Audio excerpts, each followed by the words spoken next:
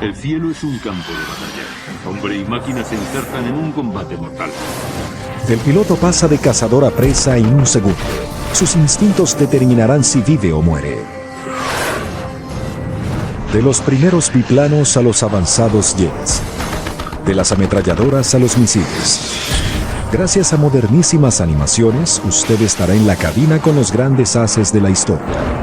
Experimente la batalla, examine las tácticas y reviva los combates aéreos.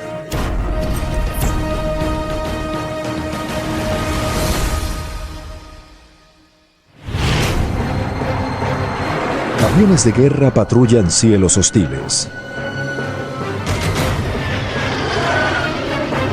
En cualquier momento, un avión enemigo puede atacar. Los pilotos tienen segundos para responder. Segundos para vivir o convertirse en una bola de fuego.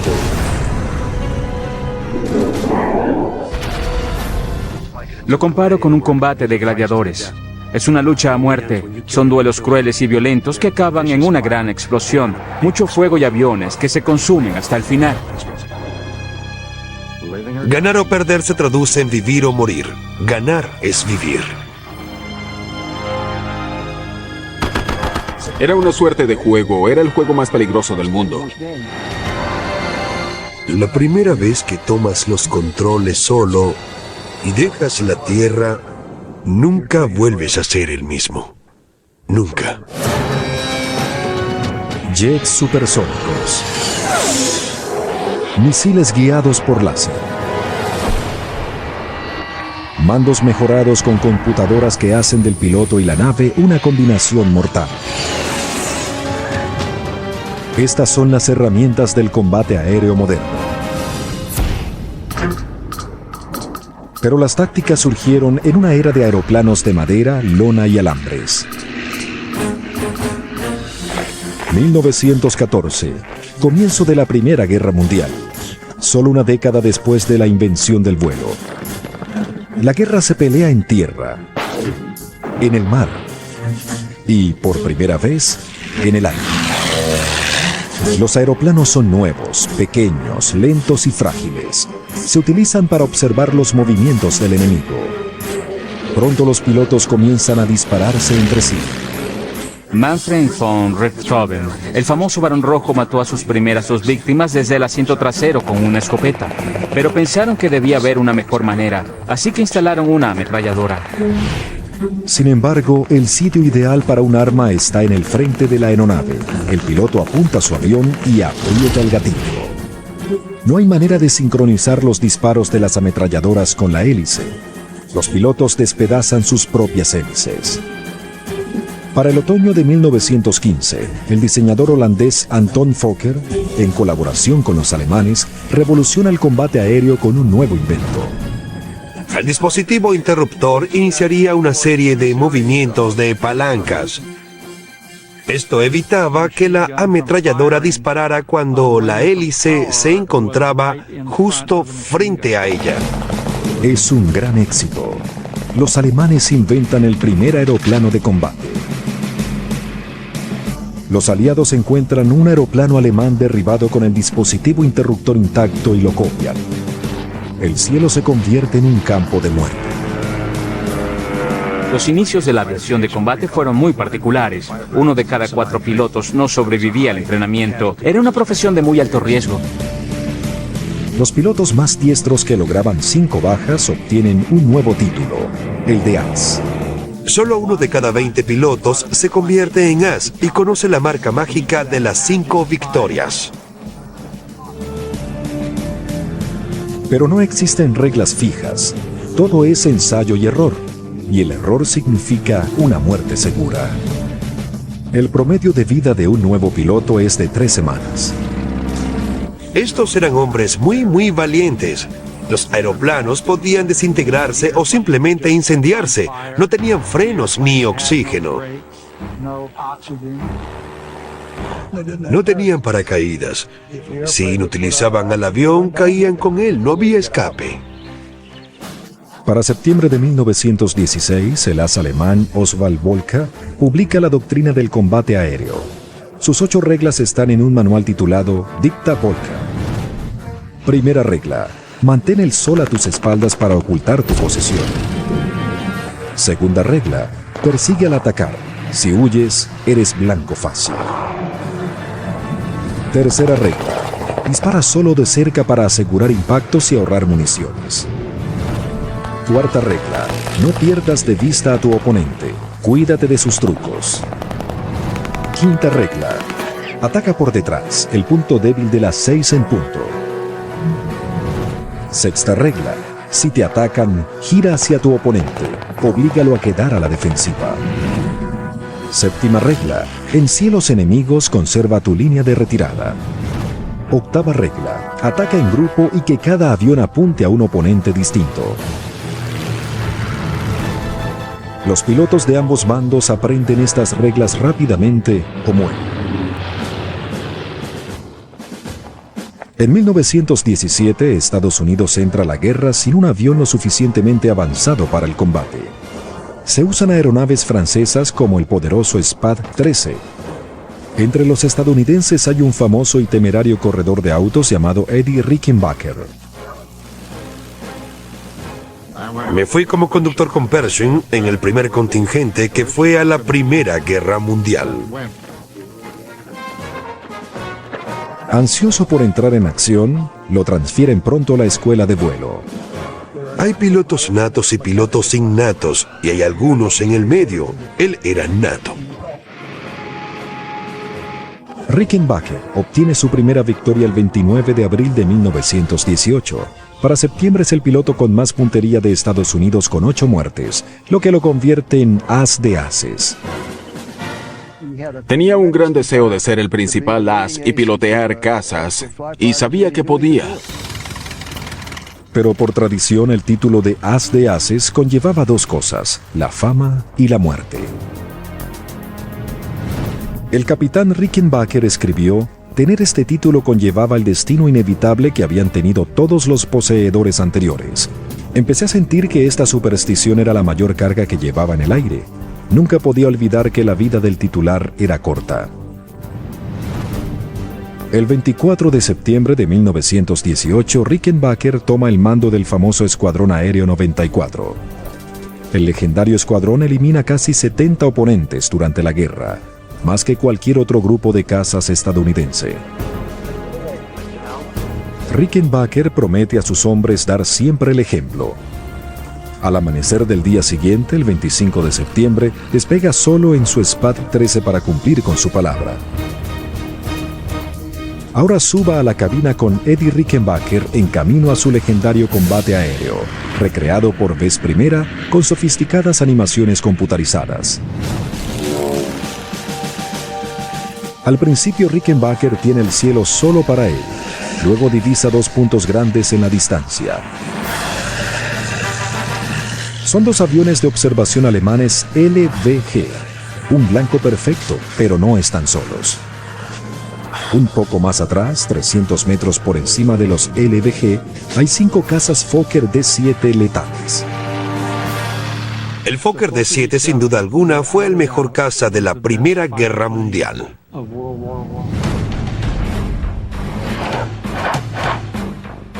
Tenía un motor muy fuerte y muy pocos problemas de mantenimiento. El SPAD también era muy buen avión. Muy resistente y era fabuloso en picada. El SPAD de Rickenbacker es más rápido que el Fokker alemán. Ambos tienen el mismo armamento, pero el Fokker es más maniobrable. Con una probabilidad de 7-1, la mayoría de los pilotos huirían, pero no Rickenbacker. Se remonta de acuerdo a la primera regla de Volca. Sale del sol, eso es importante. Tiene el sol a sus espaldas y no lo ven. Tras pasar la formación enemiga, Rickenbacker desacelera su motor. Eso le permite atacar en silencio y elimina la fuerte vibración de la máquina que podía hacer que el piloto fallara el blanco. Rickenbacker inicia una fuerte picada. Nota que puede atacar por atrás. Decide descargar sobre la última nave enemiga, sobre el último Fokker. Rickenbacker usa la quinta regla de Volca. Ataca por detrás, el punto débil de las 6 en punto. Los Fokkers ven a Rickenbacker, pero es muy tarde. Rickenbacker abre fuego con sus 2 ametralladoras Vickers calibre 30. Los 4 Fokkers restantes, aturdidos por el repentino ataque, se separan. Saben que los han atacado, pero no desde dónde o por cuántos. Les tomará tiempo descubrir que hay un solo enemigo. Tiempo para que el líder, sin radio y con solo señales, pueda reagruparlos. Se da cuenta de que ya no van a ser una amenaza para él, así que decide continuar atacando a aquellas aeronaves de reconocimiento. Al separarse, los Fokkers dejan desprotegidos a los LBG. Los LBG divisan a Rickenbacker y huyen. Se van en picada para protegerse. Los aviones se separan. Los artilleros traseros disparan, pero Rickenbacker está fuera de alcance. Rickenbacker desciende para salir de la línea de fuego. Su picada lo pone debajo de los alemanes. Vuelve a ascender para atacar la vulnerable panza del avión más cercano.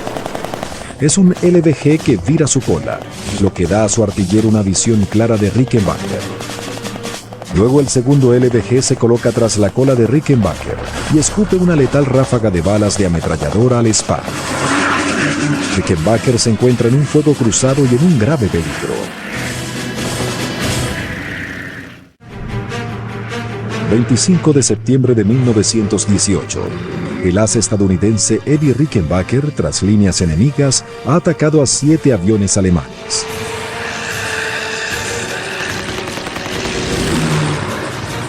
Ha derribado un Fokker, lo que hace que la escolta de caza se separe. Continúa su ataque sobre 2 aviones LBG fuertemente armados. Los 4 Fokkers restantes aún intentan reagruparse. Al disparar los LBG, un rastro de balas pasa muy cerca de la cabina de Rickenbacker. Ahora, el capitán Rickenbacker debe hallar un modo de colocar su avión en una posición donde los LBG no puedan dispararles. Es muy difícil.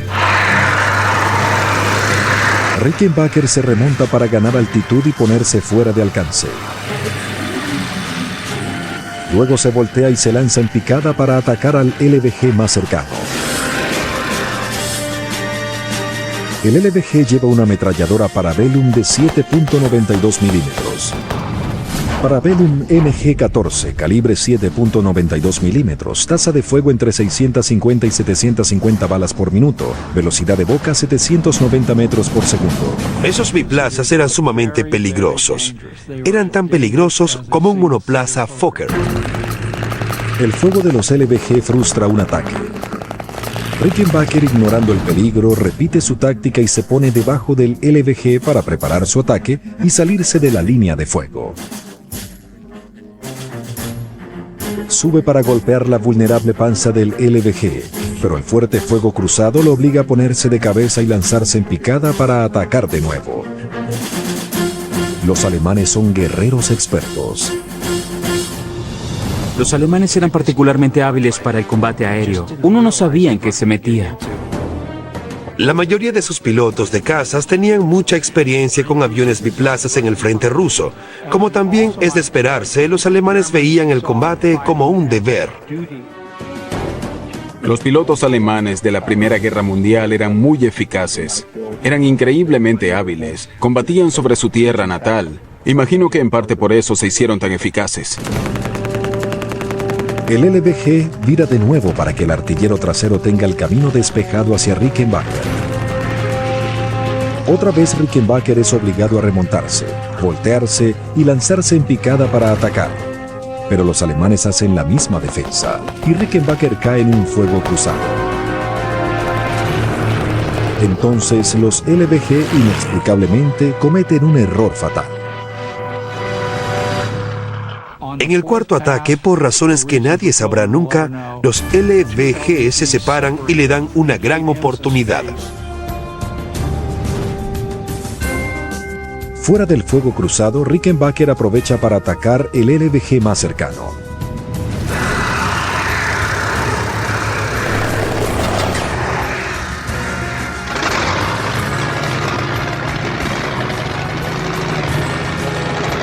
Los escoltas Fokker se han reagrupado y van al rescate del LVG sobreviviente. Rickenbacker ve a los Fokker precipitarse hacia él y decide que 2 bajas son suficientes. Los 4 Fokker D-7 no lo siguieron. Era común que ambos bandos dijeran que el combate había concluido, que ya bastaba. Con una probabilidad en contra de 7-1, destruyó a 2 enemigos y escapó para pelear otra vez. Terminé la Primera Guerra Mundial sin un rasguño. Tuve más de 160 encuentros con el enemigo, de los cuales obtuve 26 victorias.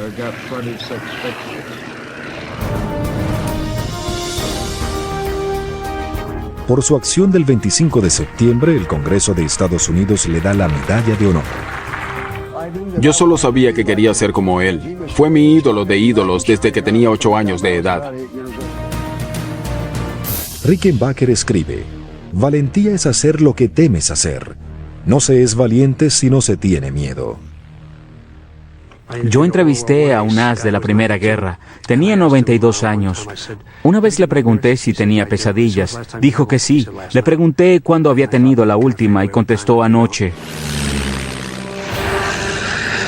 Las tácticas creadas por los pilotos de la Primera Guerra Mundial pasaron la prueba del tiempo y el avance de la tecnología. No importa cuánto se desarrollen de nuestros sistemas de armas o aviones, las tácticas que Rickenbacker, Volca y los demás crearon en la Primera Guerra siguen siendo aplicadas. Para la Segunda Guerra Mundial, solo 20 años después, el caza se ha convertido en un arma poderosa, 482 kilómetros por hora más veloz que el Spad. El cambio entre los cazas de la Primera Guerra Mundial y los de la Segunda era la potencia. Ahora teníamos aviones con más caballos de fuerza, podían volar más rápido y llegar más alto, también tenían mejores armas. Llevaban más armas y de mayor alcance, más municiones y cañones de más calibre que las 2 ametralladoras del Spad. Aviones más rápidos y armas más letales se traducen en menos tiempo para reaccionar, menos espacio para el error. Los cielos de la Segunda Guerra Mundial serán mucho más mortales que los de la Primera. Desde 1943, Estados Unidos ha lanzado intensos bombardeos diurnos sobre el corazón de Alemania, más allá del alcance de los cazas escoltas. Se espera que los fuertemente armados bombarderos se defiendan contra enjambres de cazas enemigos. Los ataques diurnos resultan poco exitosos. Sufrimos grandes pérdidas. Se perdían hasta 60 bombarderos en una misión. Las bajas aumentan. 6 de septiembre de 1943. Acaban con 45 B-17. 14 de octubre de 1943. 65 B-17 son destruidos por 1.100 cazas alemanes.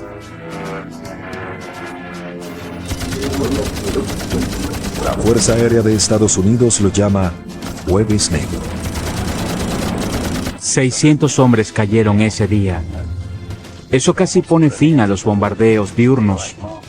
Se dijo, necesitamos escoltas de cazas. No podemos seguir sin ellos. Para finales de 1943, los aliados por fin tienen un caza con una autonomía de más de 2.000 kilómetros, suficiente para escoltar a los bombarderos al interior de Alemania. Era el P-51 Mustang. Desde diciembre de 1943 empiezan a proteger a los bombarderos, lo que obliga a la Luftwaffe a pelear en sus propios cielos. 27 de mayo de 1944, B-17 estadounidenses despegan desde bases del sur de Inglaterra. Pronto están en los cielos de Francia.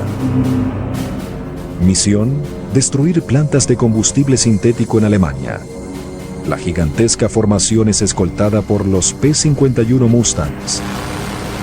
Liderando un grupo de 4 Mustangs está el Cuervo Viejo, piloteado por el capitán Clarence Bot Anderson.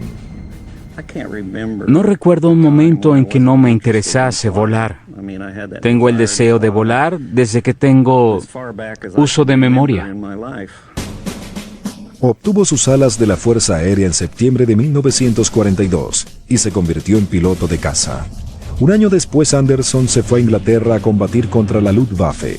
Su grupo de cazas, el 357, sería la primera unidad de P-51 Mustang de la Fuerza Aérea de Estados Unidos. Ahora, a bordo de la cabina, mientras cazas alemanes retan a Bot Anderson en uno de los más electrizantes combates aéreos de la Segunda Guerra Mundial. 27 de mayo de 1944.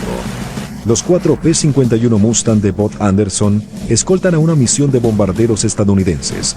Ahora revivamos este combate aéreo en el que Anderson enfrenta a unos letales ME-109. Son 2 oponentes formidables. El P-51 Mustang es uno de los mejores cazas de los aliados. Era un avión fabuloso. Era bueno tanto a alta como a baja altitud. Era muy maniobrable. Y creo que en manos de un buen piloto podía igualar o superar a cualquier aeroplano enemigo. El ME-109 entró en acción en 1937. Era el preferido de la Luftwaffe. Se fabricaron más de 35.000, más que cualquier otro caza de la historia. Las ventajas del 109 es que era pequeño pero muy rápido, era muy difícil de ver, así que era muy discreto. También tenía buena velocidad de subida, podía remontarse muy rápido. El P-51 tiene más velocidad y giros más cerrados. Vuela 914 metros más alto que el ME-109, pero el ME-109 tiene mejores armas y es un veterano de muchas batallas, al igual que los que lo pilotean. Los pilotos alemanes tenían mucha más experiencia y más tiempo de vuelo que los aliados. Algunos habían piloteado desde 1935 sin parar hasta los años 40. Esa es una razón por la que algunos causaban cifras de bajas tan altas. Anderson tiene una ventaja de la que carecían los cazas de la Primera Guerra Mundial. Gracias a los avances de la electrónica, ahora los aviones llevan radio. Oímos en la radio que justo delante de nosotros habría un ataque. Mi lateral desde adentro me dice, hay 4 bogies, aviones no identificados atacándonos. Vienen desde arriba por las 5 en punto. Estamos muy vulnerables. Los movimientos de apertura son decisivos en un combate aéreo. Anderson puede ir a la izquierda, la derecha, derecho, subir o bajar. Si Bot gira a la izquierda, queda en el ángulo de ataque. Si sigue derecho, el Messerschmitt, al lograr más velocidad en picada, lo rebasará. Solo le queda girar a la derecha. El alemán va muy rápido para dar un giro cerrado. Hicimos un giro así, muy cerrado. Bot da media vuelta. Luego sigue adelante hacia los alemanes. Los 2 grupos se cruzan. Los alemanes giran a la izquierda, al igual que los Mustangs. Los roles de cazador y presa se intercambian sin parar, pues ambos bandos intentan ubicarse en el vulnerable punto de las 6 del otro. Ahora había 4 ME-109.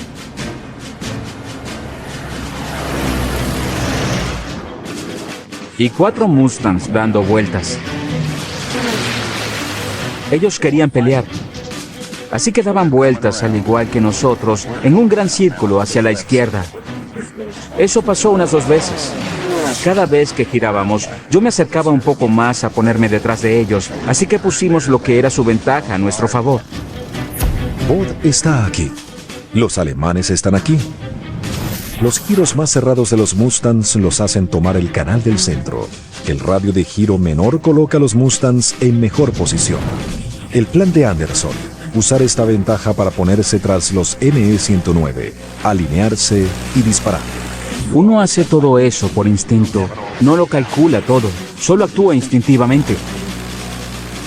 Las 4 ametralladoras calibre .50 de los Mustangs llevan casi 1.300 balas, pero eso solo alcanza para 20 segundos de municiones. Anderson necesita aprovechar hasta el último tiro. Todos nos sentíamos jóvenes, indestructibles. Sabía que no era cierto, pero había que pensar de esa manera. Los alemanes ven que los Mustangs cierran filas e intentan huir. Pero con una velocidad máxima de 709 kilómetros por hora, el Mustang es 80 kilómetros por hora más rápido que el ME-109.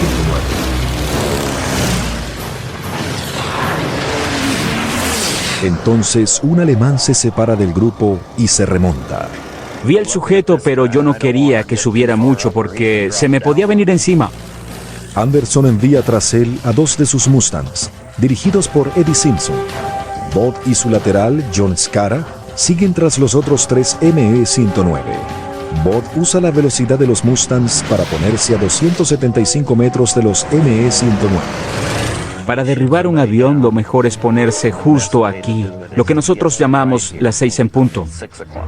Eso fue lo que hice con este sujeto.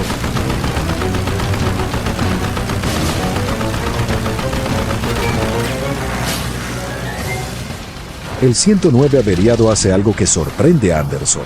Sigue volando, pero de cabeza. Pensé, ¿qué demonios hace?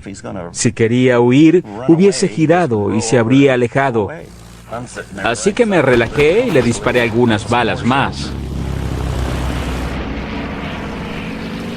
Era la 6ª baja causada por Anderson en la guerra.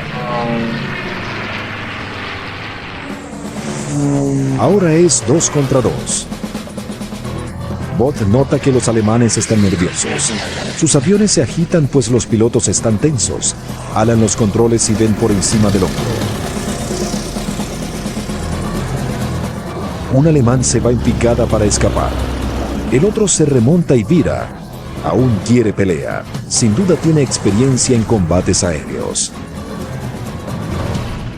Cuando uno veía un avión alemán, lo trataba como al varón rojo. Se aprovechaba cualquier ventaja que se tuviese sin la certeza de saber quién estaba en ese avión. Bud intenta seguir al ME-109. El alemán da un giro cerrado hacia la izquierda. Bud nota que va muy rápido para virar también. Pasa al enemigo y se remonta para intentar ganar ventaja. Ahora Bud está sobre el alemán. Si el alemán sigue virando, Bud puede caerle desde arriba. Si se va en picada, puede darle cacería. Pero hábilmente el ME-109 invierte su giro, gira hacia la derecha y se pone detrás de los Mustangs. Bud está al frente. Su lateral, John Scara, está justo detrás de él. Ahora es Scara quien tiene al alemán en la cola. Anderson le dice a Scara que se vaya en picada con la esperanza de que el alemán lo siga. Y si yo lo seguía, quizá podríamos eliminarlo así. Así que John lo hizo, y sin dudarlo, se fueron tras él. A más de 643 kilómetros por hora, Bud va tras el ME-109, que sigue en la cola de Scara. Lo vio de inmediato. Sale, presiona, se separa y luego vuelve a dar un giro cerrado. Los alemanes repiten la maniobra. Giro a la izquierda, otro cerrado a la derecha.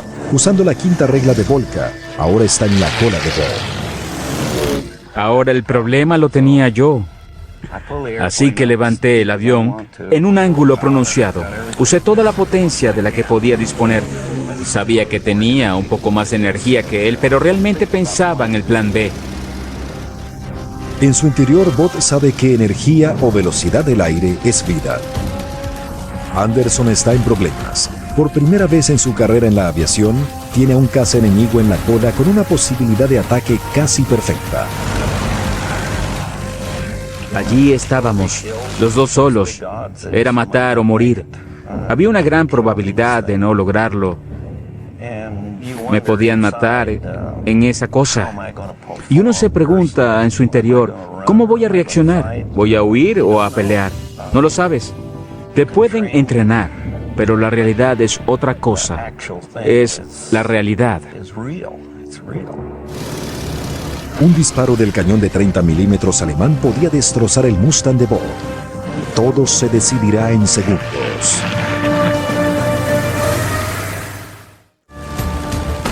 estadounidense Bud Anderson ha derribado a un caza alemán. Ahora tiene otro ME-109 pegado a la cola. Anderson sube para salvarse. Veía aquel agujero en la punta donde estaba el cañón. Iba a estar en un gran problema si quedaba en la mira de esa arma. El cañón Rheinmetall Borsig Mark 108 dispara 650 balas de 30 milímetros por minuto. Las balas de 30 milímetros son casi 3 veces más grandes que las calibres .50 del P-51. 5 impactos podían derribar un B-17.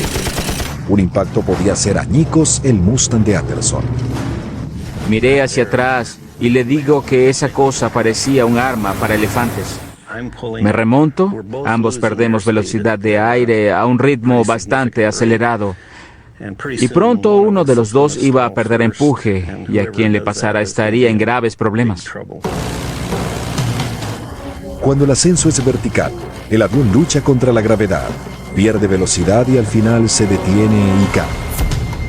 Si el alemán se detenía primero, Bud se pegaría a su cola. Pero si Anderson se detenía primero, pasaría a estar debajo del ME-109 y lo borrarían del firmamento. Ambos aviones se remontan dando el máximo de su rendimiento. La adrenalina de los pilotos se dispara mientras luchan por salvar la vida. Él daba la pauta, porque estaba debajo de mí. Lo veía subir así que yo subía. Ambos ascendíamos. Con el acelerador a fondo, Bud ha llevado su P-51 al límite. Entonces Anderson ve lo que tanto ansiaba. Veo que el avión se sacude y que comienza a perder el control. El alemán pierde velocidad de aire y empuje. Se sacude, se detiene y baja en picada. A los 2 segundos, el Mustang de Anderson, que es más potente, tiembla pero no se detiene. Se va en picada tras el alemán. Anderson se convierte de presa en cazador. El ME-109 recupera el control y toma un giro cerrado a la izquierda. Anderson decide intentar derribarlo, pero requiere una maniobra difícil y peligrosa. El alemán está aquí. Anderson está aquí detrás de él. El alemán continúa girando a la izquierda. Bud intenta seguirlo. Si no logra virar, quedará frente al alemán y sin velocidad. Será blanco fácil. Bud se juega la vida que el Mustang logrará girar. Y lo hace. Ahora Anderson está justo detrás del ME-109. Ahora es el alemán quien sube para tratar de escapar. Anderson sabe que el Messerschmitt perderá empuje antes que él y se pone a las 6 en punto del alemán. Empecé a disparar por aquí y vi pasar las balas cerca de su ala derecha. Puse el timón hacia la izquierda y entonces le di justo en el centro del ala y alrededor de la cabina y el motor. Empezó a salir mucho vapor blanco. El alemán recibe un impacto, pero su avión sigue intacto. Entonces se quedó suspendido en el aire. Lo tenía tan cerca que veía sus ruedas, los remaches, la grasa y todo lo demás. Simplemente dio vuelta y empezó a bajar. Lo seguí en su bajada a unos 6,100 metros. Yo iba más rápido de lo que había ido nunca. Era demasiado rápido. Saqué el acelerador. Ahora él despedía humo. Era un humo negro que salía profusamente. Abarcaba 1,5 kilómetros. Él iba en picada. Vi una sombra y él y su sombra se encontraron. Era un día triunfal para Anderson y los otros 3 Mustangs. Al ser atacados por 4 aviones, frustran la acción, luego invierten la situación y destruyen a 3 enemigos. De los B-17 enviados en esa misión y escoltados por los Mustangs, solo desaparecieron 12. Los alemanes perdieron más de 34 cazas. Los bombardeos en las plantas de combustible sintético son un éxito. En solo 2 meses la producción alemana es reducida a la mitad. El Mustang y hombres como Bud Anderson salvan la campaña de los bombardeos diurnos. También salvan miles de vidas y convierten un desastre aliado en una victoria. Al perder los alemanes pilotos veteranos, los mal entrenados sustitutos se vuelven carne de cañón para los cazas aliados. Hacia el final de la guerra, los aliados habrán diezmado la una vez poderosa Luftwaffe y controlarán los cielos de Alemania. Anderson hizo 116 misiones en su viejo Cuervo, causó 16 bajas. Nunca sufrió heridas graves, pero algunos de sus compañeros de escuadrón no fueron tan afortunados. Tenía una excelente relación con los miembros de mi escuadrón. Los apreciaba tanto que a 2 de mis hijos les puse el nombre de 2 de ellos. Ambos murieron en combate. Uno fue Jim Brandwin. Más adelante cayó cuando tuvo un encuentro con un jet alemán ME-262 contra el que chocó. Ambos pilotos murieron. Eddie Simpson fue el otro. Era mi lateral. Anderson seguiría en la Fuerza Aérea de Estados Unidos para servir en el conflicto con Corea y hacer misiones de combate en Vietnam. Se retiró en 1972. Chuck Yeager, su amigo y compañero de escuadrón, dice que Bud Anderson es el mejor piloto de combate que conocí. El caza de motor a pistón alcanza su cúspide en la Segunda Guerra Mundial. Pero incluso antes del fin del conflicto, ya tiene los días contados, y el sonido del combate aéreo cambiaría para siempre.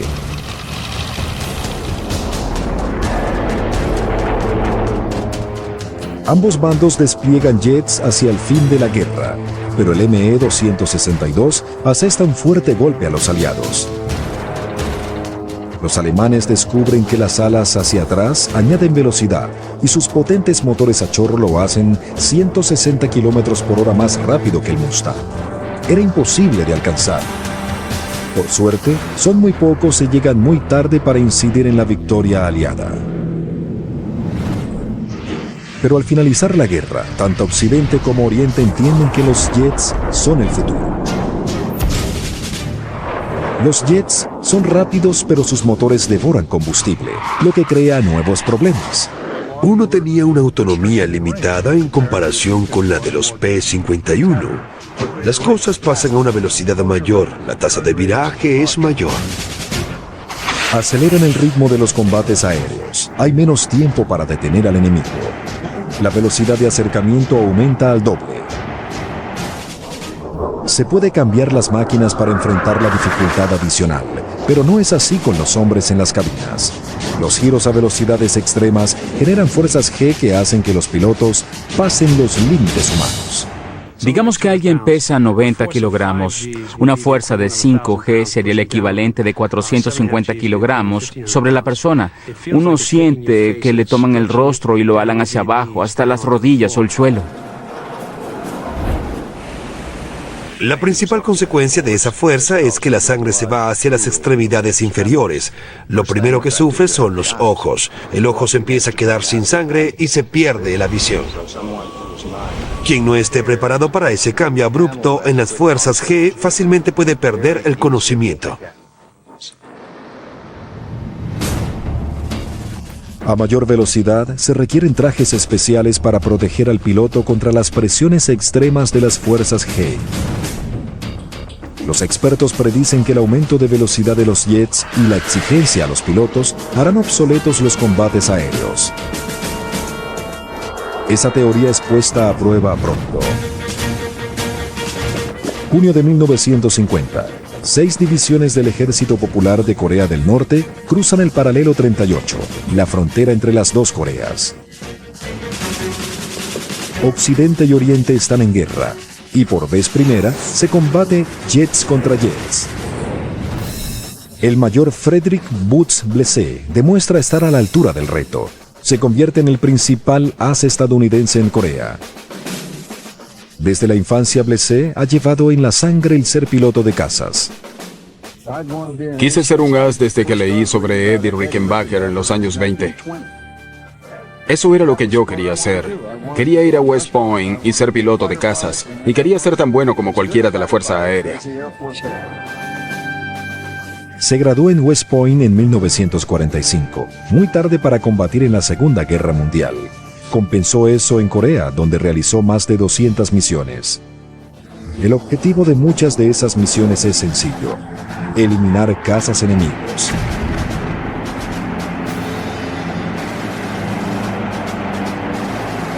Desde noviembre de 1950, los cielos son dominados por un oponente rápido y de vuelo alto, el temible MiG-15.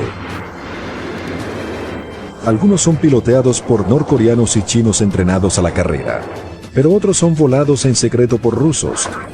Estos veteranos de la Segunda Guerra tienen buen entrenamiento y experiencia en combates aéreos. El MiG era un rival temible porque hacía muchas cosas que uno no podía. Lo principal que había que evitar era combatir a su modo. El MiG tenía mejor tasa de elevación y mejor tasa de giro a 4.500 y 7.600 metros, y por encima de los 7.600 tenía el doble de tasa de elevación que el F-86.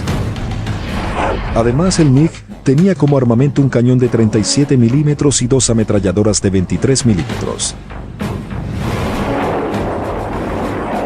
El único caza estadounidense a la altura del MiG-15 es el F-86 Sabre. Hecho por la aviación estadounidense, la misma compañía que creó el Mustang, el Sabre se basa en diseños alemanes de la Segunda Guerra. Es el primer caza de alas hacia atrás de las Fuerzas Armadas de Estados Unidos. El Sabre cuenta con 6 ametralladoras calibre .50. Pese a ser ideal para el combate de jets, carece del imponente poder del cañón del MiG ruso. El Sabre puede irse en picada más rápido que el MiG y es más estable. Su mira guiada por radar es más precisa, pero el MiG puede elevarse más y más rápido y tiene armamento más pesado. 2 de octubre de 1952.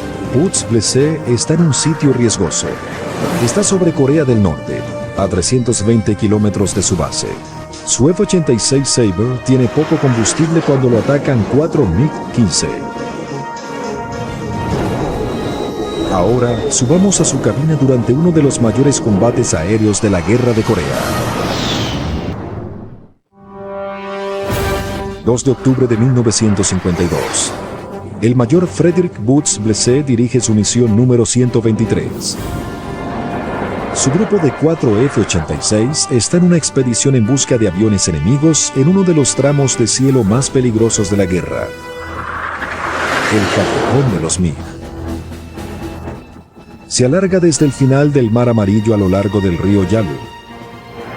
Los MiG salen de sus bases aéreas, atacan a los bombarderos estadounidenses y luego cruzan rápidamente la frontera con China. Los MiG tienen una gran ventaja: están cerca de sus bases. Los Sabre están a cientos de kilómetros de las suyas y solamente llevan suficiente combustible para 20 minutos de vuelo sobre el callejón de los MiG. Blesse y su grupo ya casi terminan su misión de patrullaje. Éramos 4 pilotos y el cuarto hombre era nuevo. Y el líder tenía algunos problemas con su sistema de combustible. Blesse envía al líder a casa, escoltado por uno de los otros Sabre. Se queda con el piloto nuevo y sin experiencia a su lado. Finalmente llegamos a un punto donde estábamos en el interior de Manchuria y decidimos que era hora de irse a casa. A una altura de 9.448 metros, viran hacia el sur, a 320 kilómetros de casa, con mucho territorio enemigo por delante.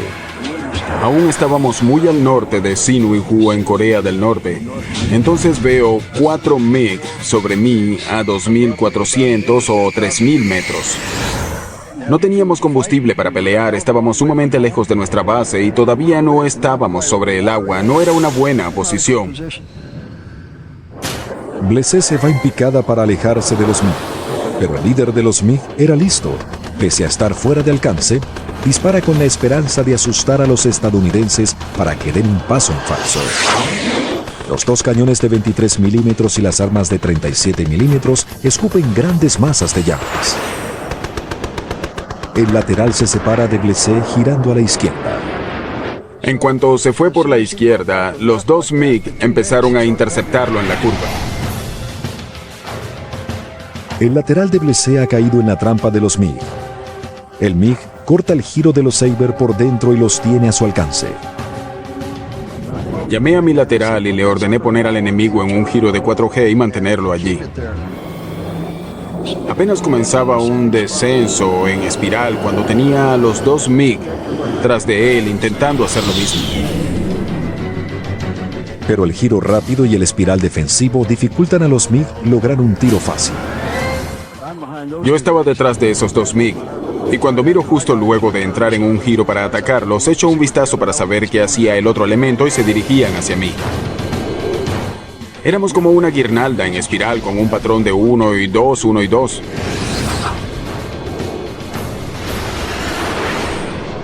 A 5.500 metros, Blessé recibe la oportunidad que esperaba. El MiG más cercano frente a él no puede mantener el espiral y se sale del giro cerrado. Cuando hizo eso, suavicé las fuerzas G sobre mi avión y puse al enemigo en mi mira.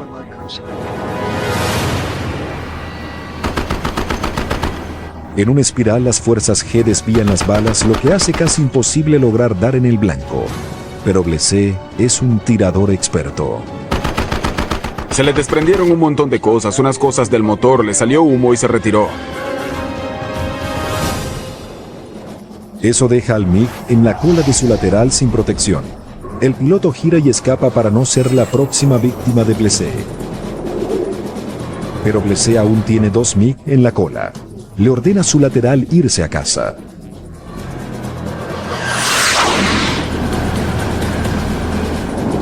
Balas de los 2 MiG restantes pasan cerca de la cabina de Blessé. Giré porque esos sujetos acababan de disparar hacia mi cabina. Aumenté las fuerzas G, los hice irse a la derecha y empecé a invertir mi giro.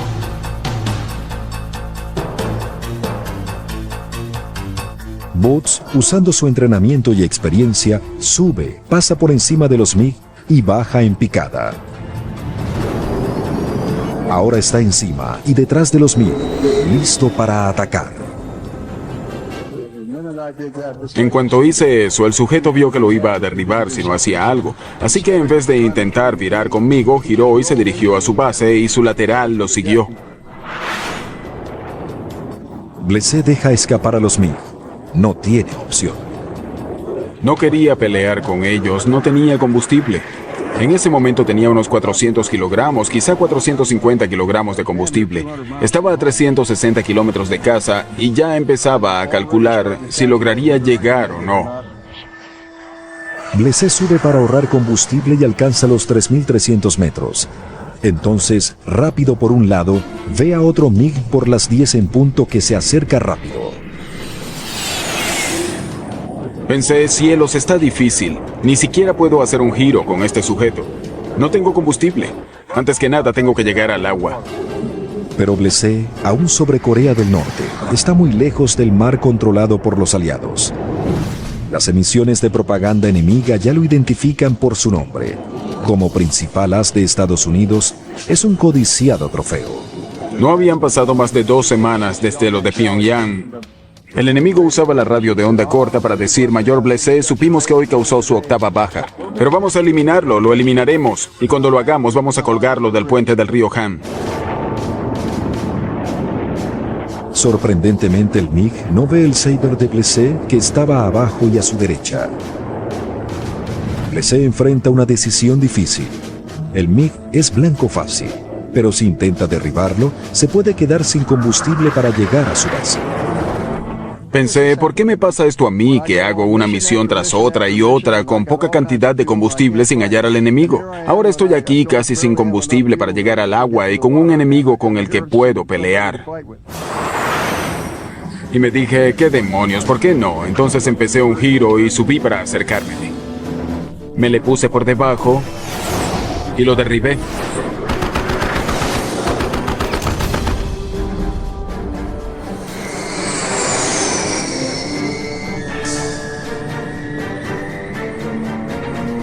Era su 10ª baja, pero le costó 90 kilogramos de preciado combustible. Ahora, solo, en territorio enemigo, Blessé está en aprietos.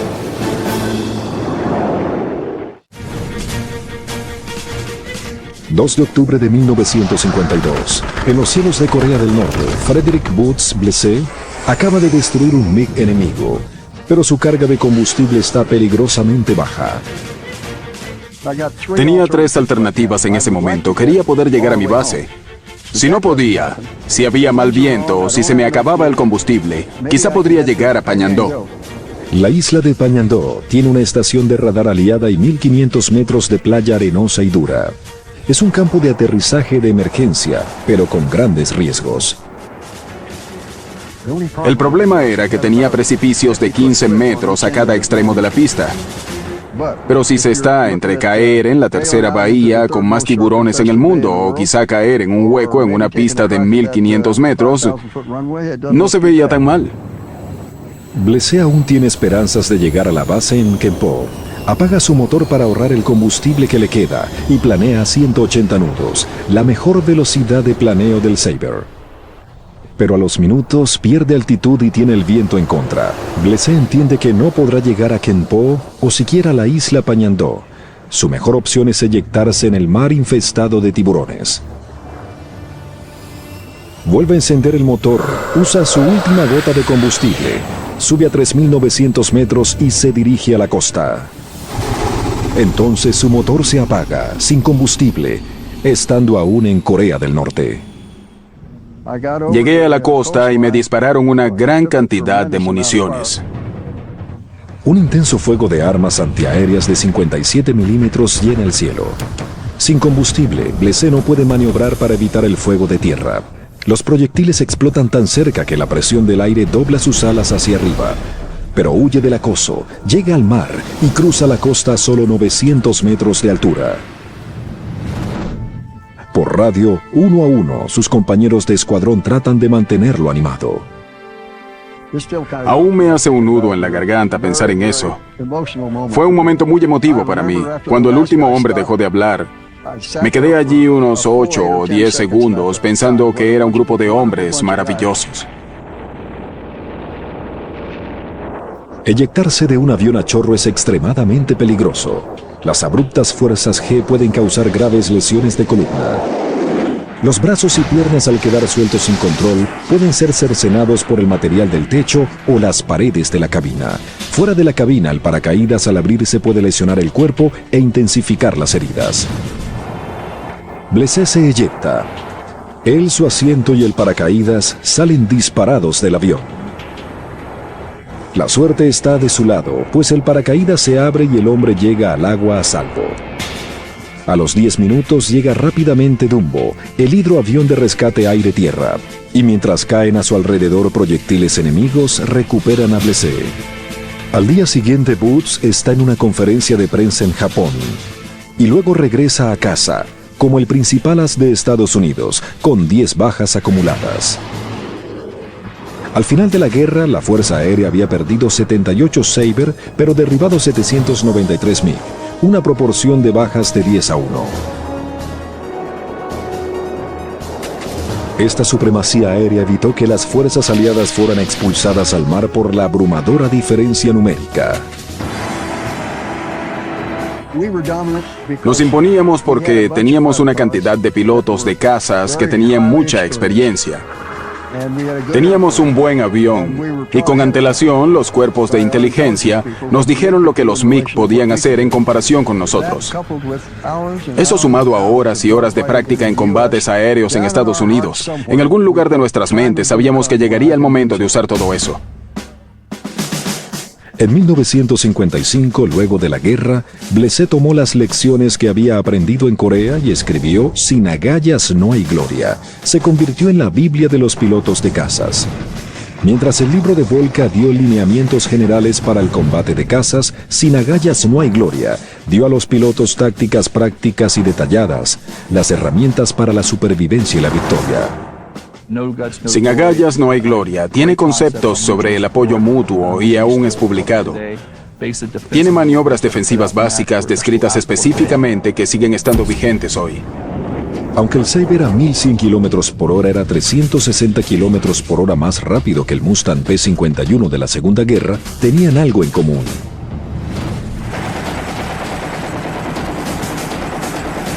Ambos combatían con ametralladoras. Eso significaba acercarse al enemigo.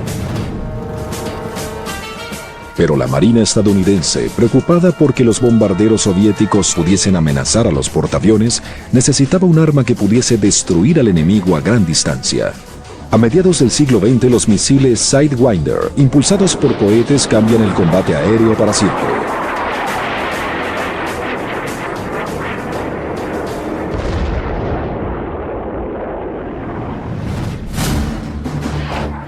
Para la guerra de Vietnam, el Sidewinder podía alcanzar la velocidad de Mach 2.5 en segundos. Era 3 veces más rápido que la mayoría de los jets. Sus sensores de calor podían detectar el escape de un blanco a más de 3.200 metros de distancia. Lo suceden misiles mejorados como el Sparrow, de mayor alcance. Como podían dar en el blanco desde mucho más lejos que las armas de fuego, los expertos, como habían hecho con la aparición del jet, declaran obsoletos los combates aéreos. ¿Por qué los expertos creían que los combates aéreos eran obsoletos? Eso me hace evocar un montón de emociones y recuerdos. La pregunta es, ¿quiénes son los expertos? Gente que había alcanzado cargos superiores a su capacidad, superiores a su utilidad, que nunca habían combatido, que veía manuales y veía... no sé qué demonios veía. A finales de los años 50 y en los 60 se redujo el entrenamiento para combates aéreos. El nuevo interceptor de la Marina, el F-4 Phantom, fue diseñado para derribar bombarderos soviéticos solo con misiles de largo alcance. Recordemos que los superiores creían que ya no habría combates aéreos. Bastaría con disparar misiles a los bombarderos rusos venidos del otro lado del océano. ¿Quién iba a necesitar armas de fuego? La Marina decidió no ponerle armas de fuego al avión. Fue un error. Algunos pilotos como Robin Olds, as de la Segunda Guerra Mundial y futuro comandante en Vietnam, hacía presión para que regresara al entrenamiento en combates aéreos. Me llamó la atención mi jefe, que era un general de 2 estrellas y estaba en el sótano del Pentágono. Muy suavemente me reprendió diciendo, Robin, estoy harto de esos estudios tuyos que dicen que nos faltan capacidades convencionales. Disculpe, coronel, nunca volveremos a tener una guerra convencional. Lo vi y pensé para mis adentros. General, ¿dónde ha estado usted desde 1945? ¿Qué cree que hemos estado haciendo? La dependencia estadounidense en la alta tecnología enfrentará una realidad peligrosa y sangrienta. A comienzos de la guerra de Vietnam, los Estados Unidos no estaba logrando la superioridad aérea que había tenido en guerras anteriores. Había un caballero conocido como el capitán Frank Holt, que hizo un informe llamado el informe Holt. Nuestros almirantes se preguntaban por qué lanzábamos tantos misiles sin derribar a nadie. En 1969, Holt hizo 242 recomendaciones en su informe. Había una que se destacaba de todas las demás. Dijo que el problema era que los pilotos no tenían experiencia en combates aéreos. Habían dejado el combate cercano porque creíamos que la tecnología iba a hacer que ese tipo de combate fuera innecesario. En 1969, la Marina crea Top Gun para entrenar a los pilotos en combate aéreo. Aquí, las tripulaciones de cazas hacen un entrenamiento intensivo sobre maniobras de combate aéreo y uso de sistemas de armas. El curso de 4 semanas pone a los aviadores en situaciones que simulan las condiciones de combate real. El invalorable entrenamiento en combate aéreo de esta escuela ayudaría a Randall Cunningham y Willie Driscoll a ganarse un sitio en la historia, en los cielos de Vietnam. Enviado a la Marina en 1967, el amor de Cunningham por las películas de John Wayne y su naturaleza agresiva le valieron el apodo de Duque. Estuve con Duque en todas sus misiones de combate. Trabajaba 24 horas, 7 días a la semana. Podía no almorzar para ir a buscar algo en un libro. Era muy dedicado. Al leer sobre caballeros como Oswald Volca, vi que eran iguales. En 1972, Duque Cunningham sirve como piloto en el USS Constellation y vuela el más reciente caza de la Marina, el F-4 Phantom. En el Phantom el trabajo se reparte entre 2 hombres, el piloto y el oficial de radar interceptor o navegante. El navegante de Cunningham es el teniente Willie Irish Driscoll. La idea era quitarle parte de la carga al piloto, que no tuviera que preocuparse por pilotear el avión, ver las mediciones de los contadores electrónicos, operar las luces, ocuparse del radar y demás. Y al trabajar en pareja se tenía 4 ojos y 2 cerebros. Cunningham y Driscoll se entrenan juntos sin parar, por lo que se vuelven un equipo de combate temible.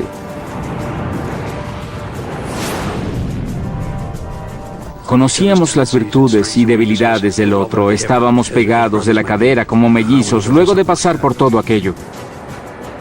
Ese entrenamiento sería invalorable. Un día de 1972, mientras van en su Phantom F-4 sobre el norte de Vietnam, lo superan ampliamente en número un grupo de cazas de fabricación soviética, que incluía el famoso MiG-17. Esta versión modernizada del MiG-15 es un oponente ágil y temible. A baja velocidad fácilmente puede superar los giros de los Phantom. La ventaja del MiG consistía en que era un avión más pequeño, era más difícil verlo. El tamaño no era la única desventaja del F-4. El F-4, que es muy grande, muy voluminoso, deja 2 rastros de humo si no está en postcombustión. Así que es fácil de ver desde lejos. El primero en hacer contacto visual tiene mucha más ventaja.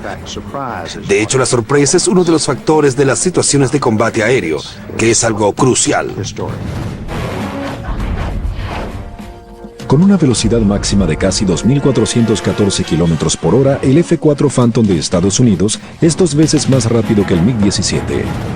Armado con 2 misiles Sparrow de alcance medio y 4 Sidewinder de alcance corto, el F-4 puede atacar a más de 40 kilómetros de distancia.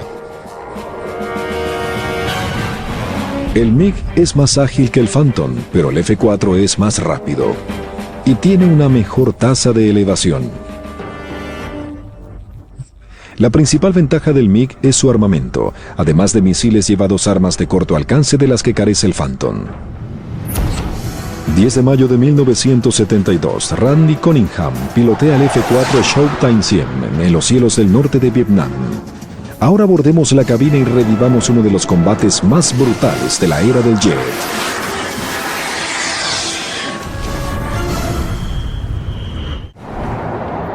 De mayo de 1972, Randy Cunningham y Willie Driscoll en el F-4 Showtime 100 están en un ataque de 35 aviones contra el ferrocarril de Hai Dong.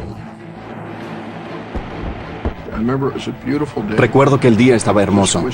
Solo había nubes tenues en el cielo. Y mientras uno asciende en un caza y ve una armada así, se siente asombrado por el poderío. Además, yo había perdido buenos amigos. Era algo que tomaba sumamente en serio y con solemnidad. Y no quería cometer errores. El Phantom de Cunningham también está armado con bombas para ataque terrestre. Los norvietnamitas están decididos a destruir a la fuerza de ataque. Envían MiG desde 5 campos aéreos y protegen el ferrocarril con armas antiaéreas y misiles tierra-aire como el SAM-2.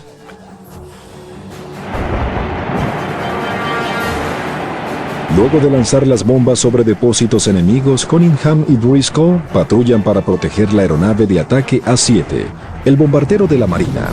El lateral de Cunningham es Brian Grant. Le dije a Willie, mira ese blanco al que le acabamos de dar.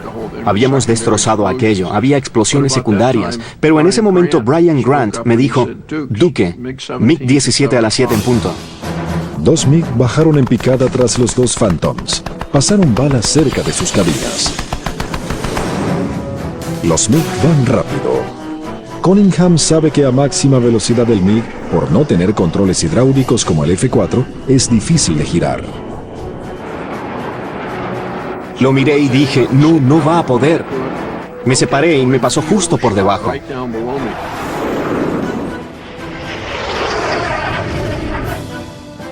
Pero el segundo MiG, 450 metros más atrás, sube hacia la panza de Cunningham. Brian Grant y su navegante Jerry Sullivan dicen a Cunningham que ellos se encargarán del segundo MiG para que se ocupe del MiG que lo acaba de pasar. Puse mi nariz sobre él y le apunté. Oí un tono de misil y apreté el gatillo. El misil literalmente le atravesó la cola y explotó.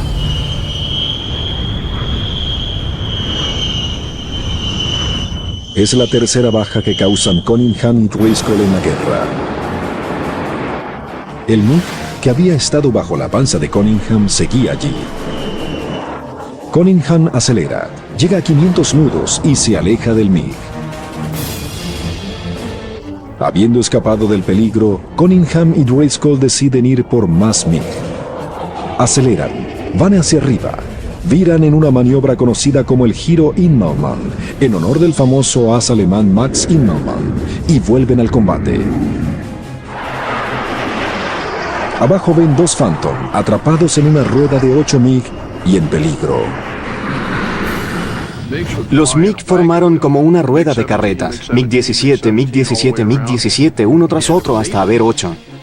La táctica que usaban era que si quedabas tras uno de ellos, siempre habría un MiG tras de ti.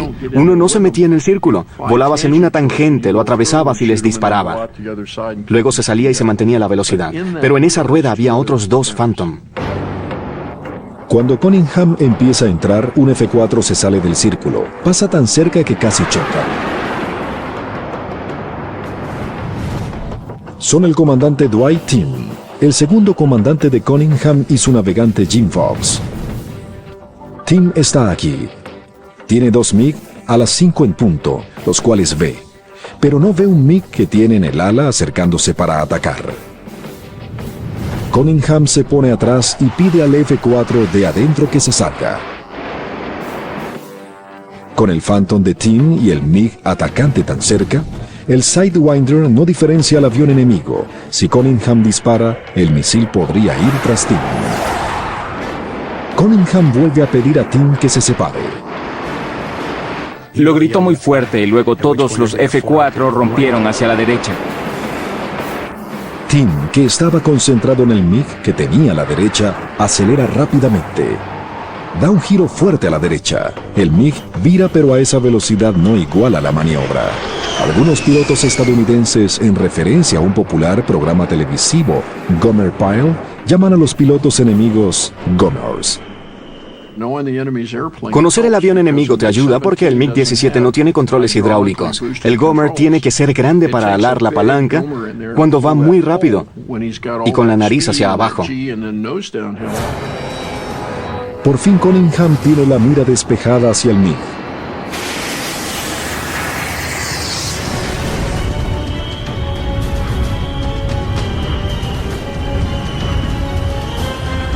Cunningham y Driscoll ocasionan su cuarta baja. Entonces 4 MiG-21, que ven el combate desde arriba, deciden incorporarse para vengarse. El MiG-21 es un oponente rápido, ágil y temido.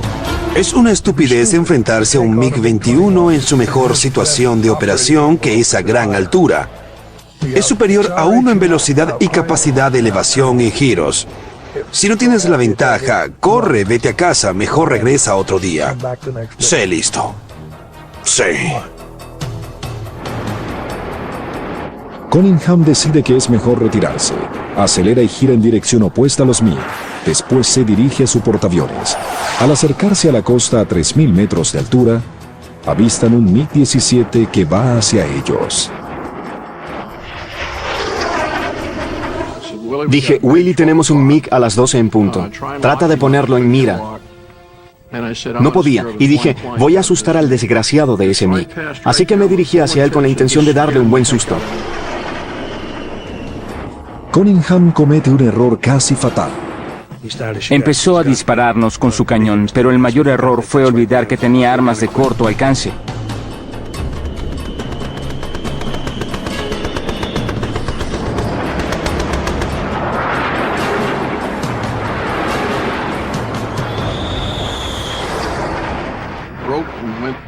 Me abrí y me fui en vertical en un giro para poder verlo, porque Hanoi quedaba por allá. Todos los MiG que habíamos enfrentado no tenían una ventaja real y huían. Cunningham y Driscoll ven hacia atrás esperando ver el MiG en retirada. En vez de huir, había subido en vertical conmigo. Ahora lo tenía a quizás 90 o 120 metros. Lo tenía tan cerca que podía ver su par de anteojos enemigos, una bufanda de Gomer que tenía en el cuello. Íbamos cabina con un MiG-17 así. Cunningham enciende sus posquemadores y se coloca por encima del MiG. Es el segundo error casi fatal que comete en minutos. Ahora el MiG está a las 6 y abre fuego. Fue un gran error. Estaba pensando en recuperarme y entonces reaccioné. Y en mi mente me dije, a ver, cálmate, Duque. Cunningham se da vuelta para escapar de la letal línea de balas. Pero el MiG iguala todos sus movimientos. La única regla era que no había reglas. Era como una pelea de cuchillos en una cabina telefónica. Luego de todo lo que han pasado, Cunningham y Driscoll están por tener el combate de sus vidas. 10 de mayo de 1972. Randy Duque Cunningham y Willie Irish Driscoll han derribado 2 MiG en un ataque en Vietnam del Norte. Ahora están en la mira del enemigo. Aplican todo su entrenamiento y habilidad, pero el MiG-17 que tienen en la cola los iguala maniobra a maniobra. Cunningham y Driscoll están decididos a derribar el MiG, pero el piloto rojo tiene más que suerte. La mayoría de los pilotos norvietnamitas casi nunca combatían en vertical, o combaten en horizontal o huyen. Este piloto es diferente, tiene habilidad, experiencia e instinto asesino. Lo busco y lo veo directo a los ojos. Es decir, fue como ver una cobra a punto de atacarme. Sentí un escalofrío en la columna. Se siente todo lo que se puede sentir: miedo, odio, furia, amor. Todas esas emociones, pero son 1000 veces más intensas. Lo que ayuda es saber que si entras en pánico eres vulnerable. Entonces es cuando el entrenamiento se activa. Cunningham y Driscoll ponen una trampa. Bajan la nariz para ganar velocidad. El MiG muerde la carnada y hace lo mismo.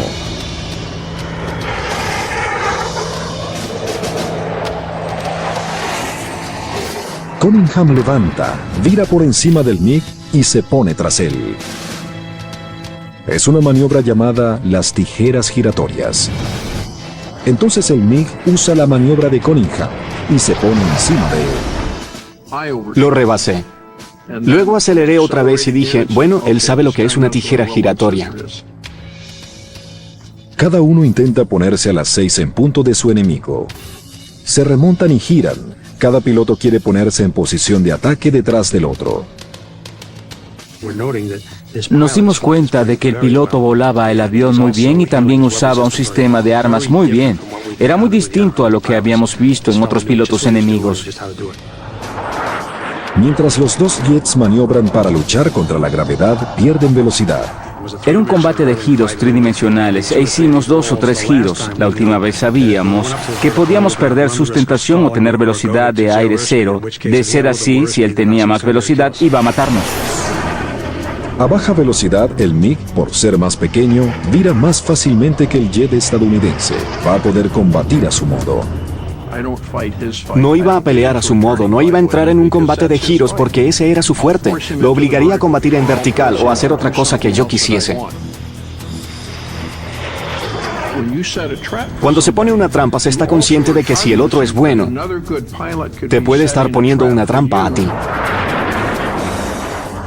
Cunningham sabe que es hora de invertir la situación. Enciende sus posquemadores, suelta combustible en su escape para desarrollar más velocidad. Y a 600 nudos se aleja 3200 metros del MiG y así pone fin a las tijeras giratorias. Cunningham y Driscoll vuelven a pasar al MiG. Esta vez lo pasan en ángulo para que no pueda disparar hacia adelante. Luego Cunningham sube. El MiG lo sigue y así comienza otra tijera giratoria.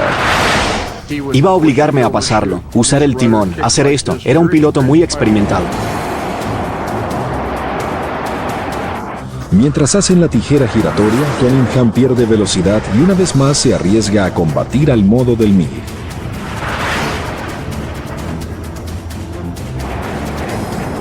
Cunningham está furioso. El MiG ha tomado la ventaja 2 veces. Por segunda vez, Cunningham usa sus posquemadores. Pone 3.200 metros entre su Phantom y el MiG. Luego se devuelve y ataca. Cunningham sube la nariz 60 grados y comienza a remontarse. Una vez más el MiG lo sigue. Cunningham prueba un truco que aprendió en Top Gun. Usa el freno de aire y saca acelerador, lo que baja el paso del Phantom. Cunningham sabe que el MiG espera que lo rebase. Eso haría que el Phantom quedase en la posición más vulnerable. Para Cunningham, desacelerar es una jugada peligrosa. Fácilmente podría perder sustentación y dejar de tener el control de su avión, lo que daría al MiG una gran ventaja. Algo que siempre se enseña en Top Gun es que siempre que el piloto pierde el control de su avión, aunque sea un poco, debe tener un propósito. Era lo que Duke hacía. Resulta, el MiG le queda al frente y arriba. Es como pisar los frenos. En una carretera el otro auto te rebasa. Eso quería obligarlo a hacer. Por fin Cunningham y Driscoll tienen la ventaja. Con un arma de corto alcance, Cunningham podría borrar del cielo al MiG, pero solo cuenta con misiles y está demasiado cerca para usarlos. Pero cometí otro error. Esperaba que el movimiento relativo se mantuviera así, pero él se quedó sin velocidad. Y yo quedé a unos 200 o 240 metros de él. No podía dispararle, porque el misil no iba a armarse al menos que le diera. El piloto del MiG sabe que está en una situación desesperada y vira hacia arriba para alejarse de Cunningham y Driscoll.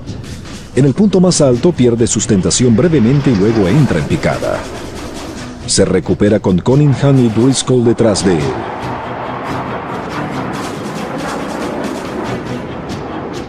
El MiG se dirige a tierra.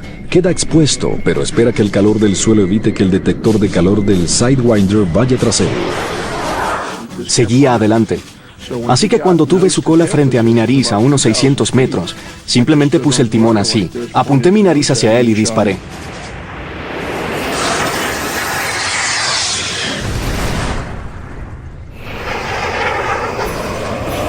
Cunningham y Driscoll causan su quinta baja.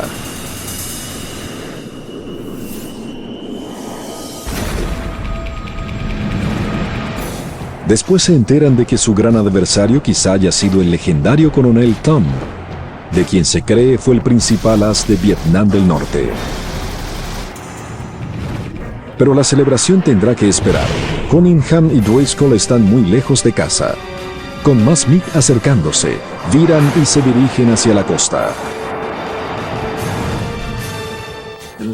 Y cuando viré, miré hacia arriba y vi venir un SAM. Era como del tamaño de un poste de teléfono. El SAM-2 tiene una velocidad máxima de 3.5 Mach, más de 4.281 kilómetros por hora.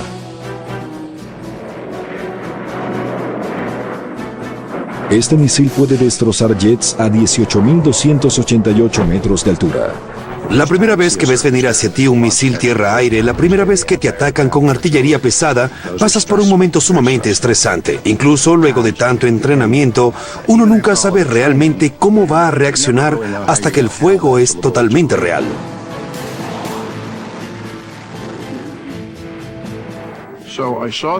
Así que veo ese SAM y comienzo a frenar.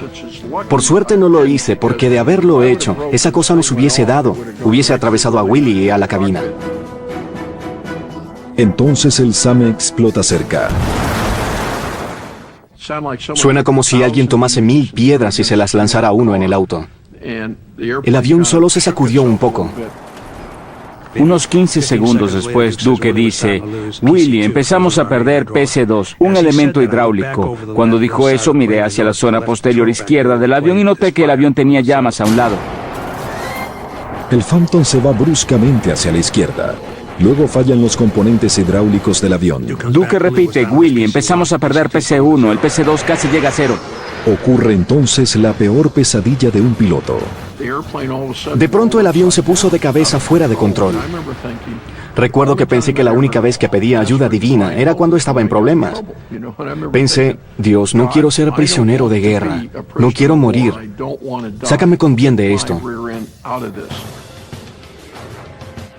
Sin sistema hidráulico de elevación, Cunningham se pone de cabeza y eleva la nariz para no caer. Controla el Phantom con los timones. Viran casi 20 veces. Bajan de 8.200 metros a 5.200 metros y se acercan rápidamente al mar. Eyectarse sobre tierra es convertirse en prisionero de guerra. Cada segundo que puedan seguir volando los acerca a la costa y a ser rescatados. Siguen dentro del avión mientras resuenan las explosiones de advertencia. Hay que pasar por eso y tener el temple suficiente para controlarse y hacer lo que se debe hacer. El Phantom vira bruscamente hacia abajo. Cunningham y Driscoll están en territorio enemigo, en llamas y descendiendo rápidamente. El 10 de mayo de 1972 empezó bien para Randy Duke Cunningham y Willie Irish Driscoll.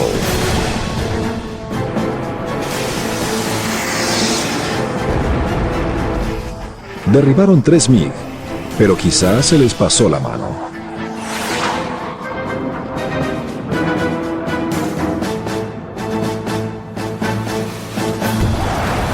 Alcanzados por un misil SAM, giran sin control sobre Vietnam del Norte. Había una estela de fuego de unos 12 metros. Willie dijo, Duque, esto se pone caliente. Yo veía el fuego por el espejo. Alé la palanca y el avión se enderezó solo. Recuerdo que pensé, Dios no tiene que ver con esto. Fue por mi gran habilidad de piloto. Pero entonces el avión se puso de cabeza. Y recuerdo que pensé, Dios no era en serio. Sácame de aquí.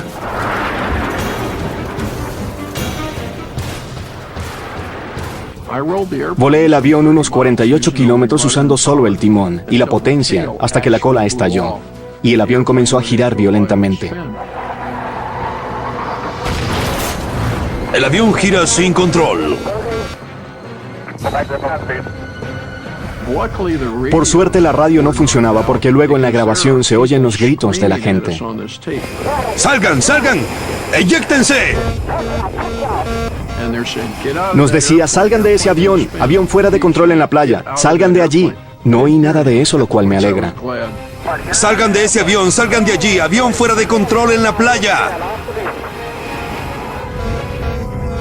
Finalmente llegan a la costa. El avión quedó de cabeza, yo estaba parado de manos en el techo de la cabina. Duque dice, Willie, eyección, eyección.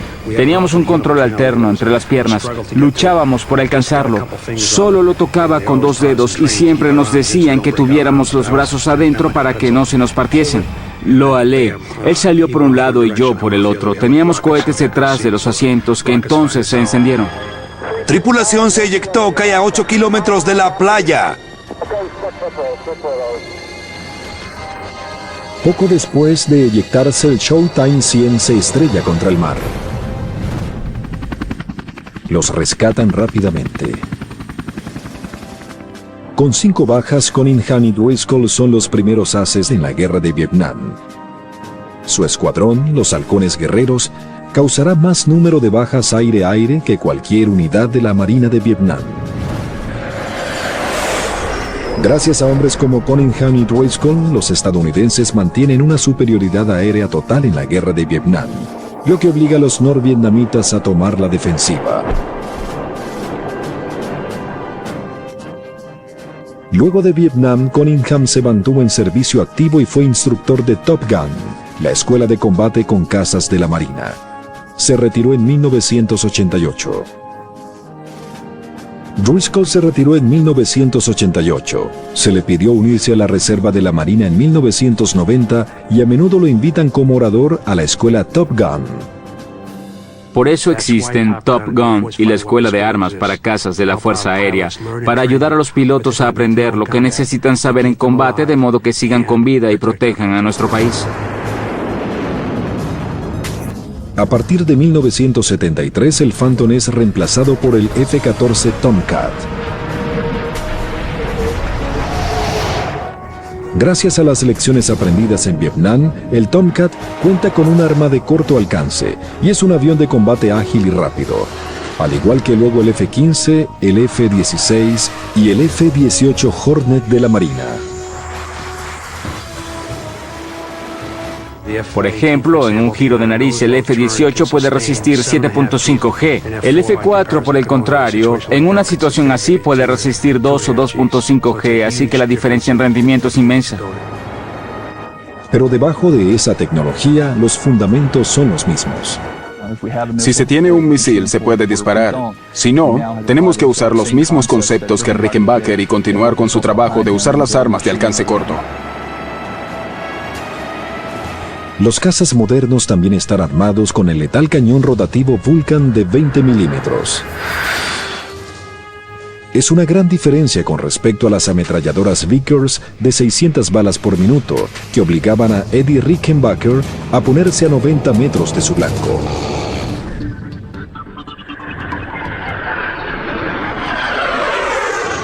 En el futuro, cazas como el F-22 Raptor combinarán una maniobrabilidad aún mayor con velocidades sostenidas más altas y una tecnología que lo harán casi invisible para los sensores enemigos.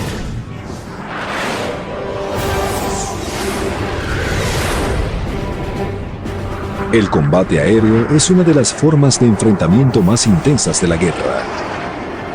Ha habido tantas veces en las que un segundo más o menos ha sido la diferencia entre la vida o la muerte.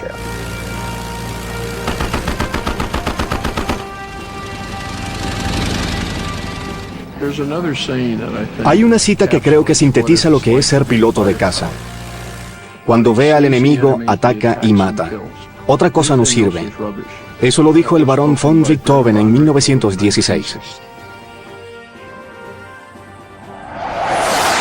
Si uno es torpe o un poco descuidado, o si no recuerda y utiliza todas las cosas que ha aprendido, todos los procedimientos y técnicas, se puede morir fácilmente.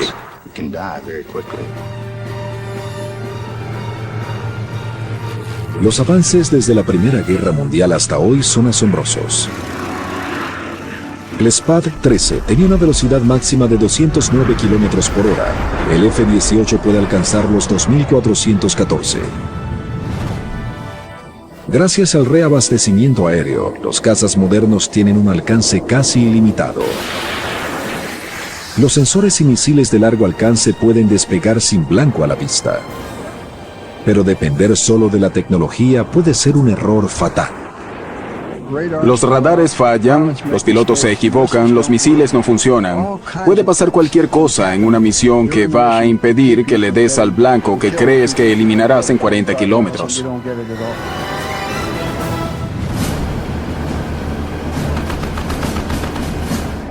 De los pocos que llegan a pilotos de cazas, incluso menos se convierten en ases. Había causado mi quinta baja. Pasaba a ser as oficialmente. Recuerdo que eso me impresionó tanto que mientras volaba pensé, Señor, sé que podrías llevarme antes de que acabe todo este desastre. Pero déjame llegar a casa. Déjame llegar y decirle a alguien que llevo 5 bajas y que ahora soy un as. Memphis von Richthofen causó 80 bajas.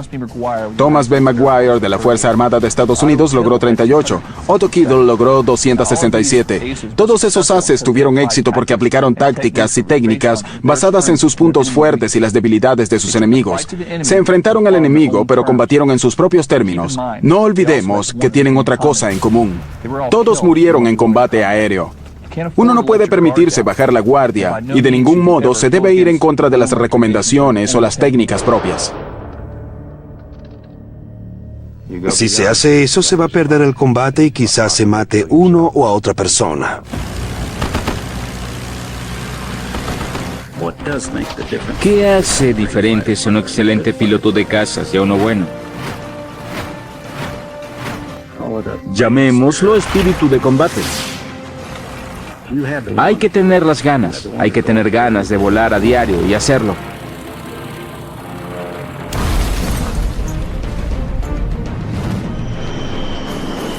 Se han escrito un sinfín de obituarios de pilotos de combate, y siempre han sido prematuros. No creo que nuestro país esté nunca en posición de no necesitar pilotos valientes para cumplir una misión cuando sea necesario. Si el piloto está bien entrenado, es agresivo y tiene el deseo de vencer, sobrevivirá a la prueba de fuego que significa el combate aéreo.